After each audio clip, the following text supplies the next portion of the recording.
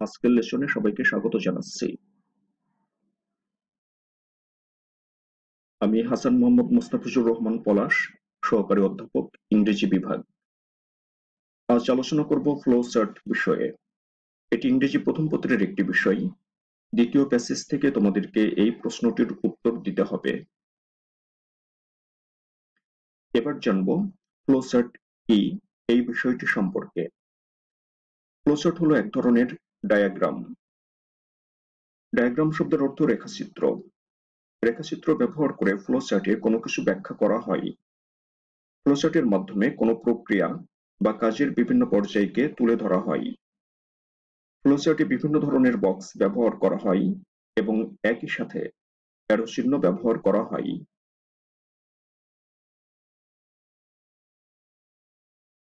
এটি একটি flowchart. Flowchart সম্পর্কে তোমাদেরকে ধারণা দিতে আমি এটি এখানে দিয়েছি। ফ্লোচার্টে প্রথমেই প্রশ্ন থাকবে, এরপর প্যাসেজ থাকবে এবং প্যাসেজটি অবশ্যই তোমাদের মূল বই থেকে থাকবে। সবশেষে ৬টি বক্স থাকবে। প্রথম বক্সের উত্তর উল্লেখ করা থাকবে। এই উত্তরটি তোমাদের জন্য নির্দেশনা হিসেবে কাজ করবে।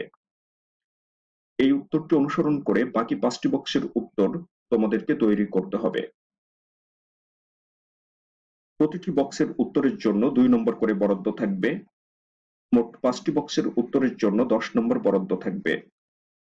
অর্থাৎ তুমি 5টি উত্তর সঠিক করলে 10 নম্বরই পাবে, আর প্রতি একটি উত্তর ভুলের জন্য 2 নম্বর করে কাটা যাবে। কোন বিষয়ের উপর তুমি ফ্লোচার্ট তৈরি করবে, বিষয়টি জানার জন্য প্রথমে যে প্রশ্নটি আছে সেদিকে লক্ষ্য করো।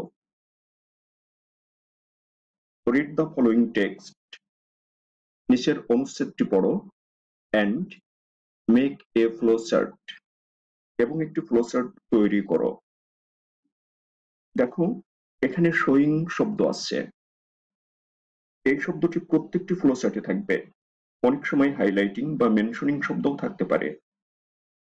এই শোয়িং, হাইলাইটিং বা মেনশনিং শব্দের পরেই প্রশ্ন থাকবে। এই অংশে যা জানতে চাওয়া হবে তাই তোমাকে নিচের 5টি বক্সে লিখতে হবে।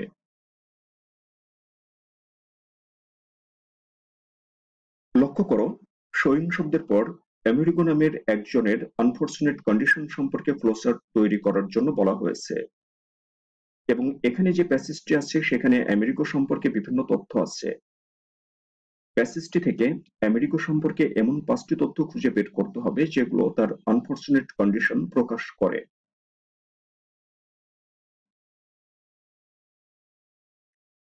এবার ফ্লোচার্ট করার জন্য কিছু গুরুত্বপূর্ণ বিষয় নিয়ে কথা বলবো। বিষয়গুলো গুরুত্বপূর্ণ, তাই মনোযোগ সহকারে বুঝতে চেষ্টা করবে।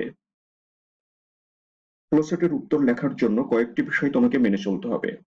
এখানে এরকম কয়েকটি বিষয় উল্লেখ করা আছে। লক্ষ্য করো, প্রথমেই শর্ট নোট এর বিষয়টি আছে। বক্সগুলোতে যে উত্তর তুমি লিখবে সেগুলোকে শর্ট নোট আকারে লিখতে হবে। তুমি প্যাসেজ থেকে পুরো সেন্টেন্স উত্তর হিসেবে বক্সে লিখতে পারবে না।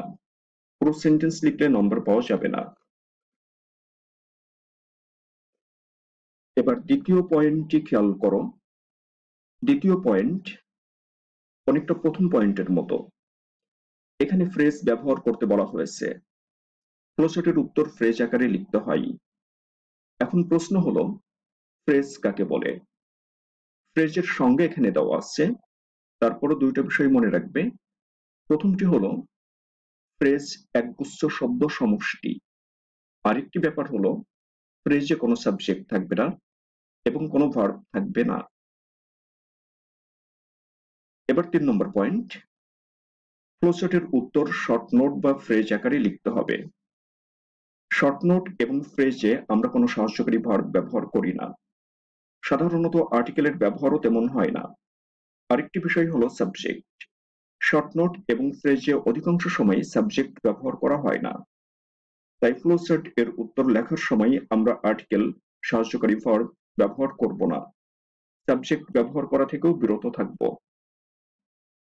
4 নম্বর পয়েন্ট,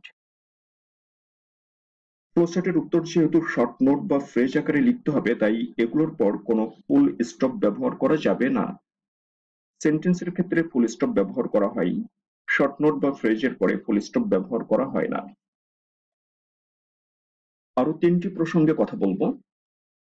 প্রথম পয়েন্ট, তোমাকে সিদ্ধান্ত নিতে হবে প্যাসেজের কোন জায়গা হতে তুমি ফ্লোচার্টের উত্তর লেখা শুরু করবে। এক্ষেত্রে প্রথম বক্স তোমাকে সাহায্য করবে। প্রশ্নে প্রথম বক্সে উত্তর থাকবে। প্রথম বক্সের উত্তর প্যাসেজের যেখানে থাকবে সে জায়গাটি মূলত শর্ট স্টার্ট পয়েন্ট। এখান থেকেই ফ্লোচার্ট শুরু করতে হবে, অর্থাৎ বাকি 5টি বক্সের উত্তর এরপর থেকে খুঁজে বের করতে হবে।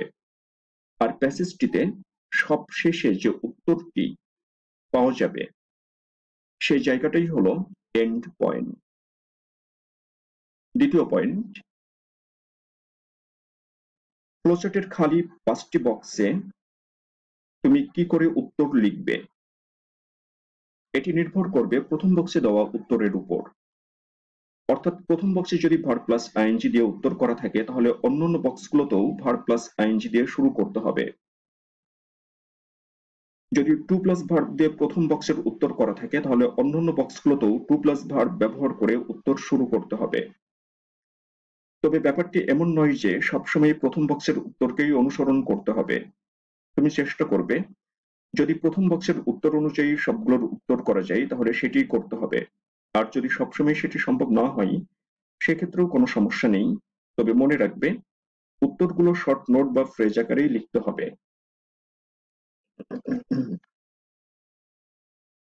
3 নম্বর পয়েন্ট, বক্সগুলোতে উত্তর লেখার সময় অবশ্যই অর্ডার অনুযায়ী লিখতে হবে।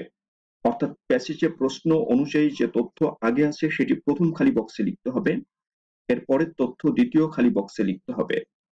এভাবে সিরিয়ালি তুমি উত্তরগুলো লিখবে। কখনোই পরে থাকা তথ্য আগে এবং আগে থাকা তথ্য পরে লিখবে না।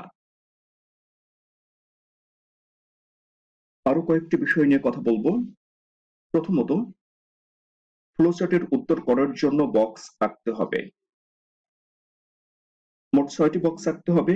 প্রথম বক্সের উত্তর প্রশ্নে উল্লেখ থাকবে, বাকি 5টি বক্সের উত্তর লিখতে হবে। বক্স কিভাবে আঁকবে?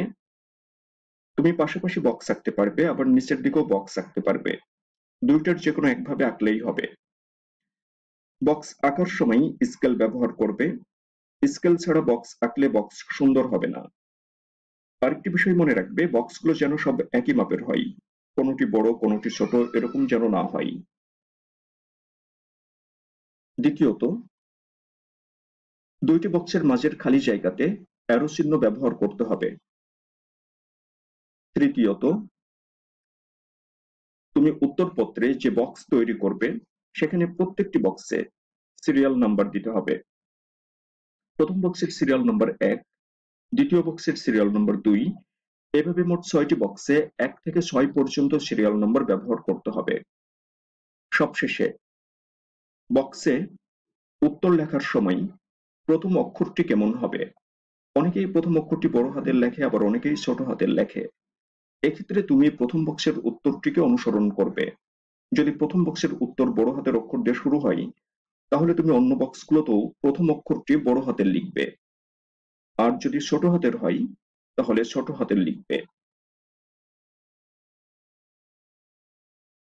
এবার দেখব কিভাবে শর্ট নোট তৈরি করতে হবে। আবার তোমাদেরকে মনে করিয়ে দিচ্ছি, ফ্লোচার্টের উত্তর লেখার সময় অবশ্যই শর্ট নোট বা ফ্রেজ আকারে লিখতে হবে। তাই সঠিকভাবে শর্ট নোট তৈরি করতে জানা প্রয়োজন। কিভাবে শর্ট নোট তৈরি করতে হবে এ সম্পর্কে এখানে উল্লেখ আছে। আবারও বলছি, শর্ট নোট তৈরি করার সময় সাবজেক্ট বাদ দিতে হবে এবং একই সাথে সাহায্যকারী ভার্বও বাদ দিতে হবে। তাই শর্ট নোট তৈরি করার যে প্রক্রিয়াগুলো এখানে আছে সেগুলোতে সাবজেক্ট এবং সাহায্যকারী ভার্ব ব্যবহার করা হয়নি। তবে মনে রেখো, ক্ষেত্র বিশেষে সাবজেক্ট ব্যবহার করতে হতে পারে, তবে তা খুব বেশি ক্ষেত্রে নয়। লক্ষ্য করো, ভার্বের প্রেজেন্ট ফর্মের সাথে আইএনজি যোগ করে এবং এরপর সেন্টেন্সের বাকি অংশ ব্যবহার করে শর্ট নোট তৈরি করার পদ্ধতিটি। আমরা ভার্বের প্রেজেন্ট ফর্মের সাথে আইএনজি যোগ করব এবং তারপরে সেন্টেন্সের বাকি অংশ ব্যবহার করব শর্ট নোট তৈরি করার জন্য। আরেকটি ব্যাপার হলো সেন্টেন্সটিতে মূল ভার্বের জায়গায় যদি am, is, are, was বা were এগুলোর মধ্যে যে কোনো একটি ভার্ব থাকে এবং এগুলো ছাড়া যদি অন্য কোনো মূল ভার্ব না থাকে, তাহলে am, is, are, was বা were যেটিই থাক না কেন তার পরিবর্তে being ব্যবহার করতে হবে এবং এরপর সেন্টেন্সের বাকি অংশ ব্যবহার করতে হবে।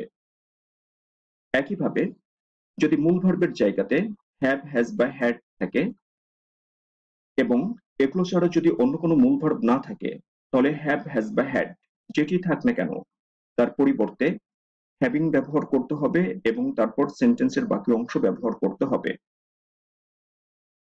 এবার লক্ষ্য করো, ফর শব্দটির পর ভার্বের প্রেজেন্ট ফর্মের সাথে আইএনজি যোগ করে এবং এরপর বাকি অংশ ব্যবহার করে শর্ট নোট তৈরি করা যাবে। ৩ নম্বর পয়েন্টের দিকে খেয়াল করো।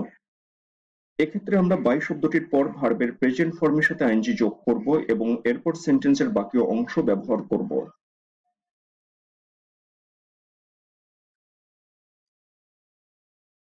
৪ নম্বর, এক্ষেত্রে টু প্লাস ভার্বের প্রেজেন্ট ফর্ম এবং এরপর সেন্টেন্সের বাকি অংশ ব্যবহার করে ফ্লোচার্টের উত্তরের জন্য শর্ট নোট তৈরি করা যায়। ৫ নম্বর,